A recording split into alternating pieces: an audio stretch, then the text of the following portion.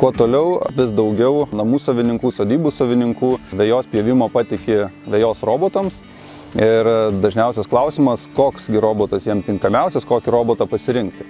Šie metai, praeiti metai nori robotų, kurie veiktų be kontūro kabelių. Tai sprendimas yra belaidžiai robotai.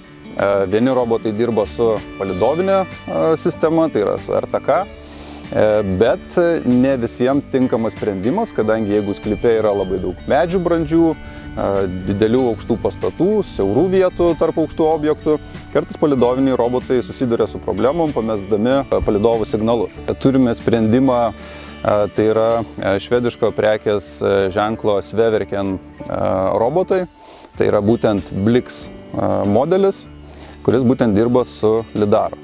Lidaras tai visiškai yra kitas veikimo principas, nes lidarui nereikalingas yra atviras dangus, nereikalingi palidovo signalai, jis tiesiog matuojasi atstumus, skanuojasi aplinką, matuojasi atstumus ir taip žino, kurioje vietoje jis yra ir taip nusistato savo tikslę vietą. Šio roboto įrengimas yra pakankamai paprastas ir tikrai pats naudotojas gali jį įsirengti. Reikalinga tiesiog pastatyti įkrovimo stotelę, parinkti jam tinkamą vietą ir tuomet atsisiuntus nemokamą programėlę sudaryti sklypo planą, pjovimo žemėlapį. Jis sudaromas yra tiesiog vairuojant robotą su telefonu kaip su distanciniu pultu.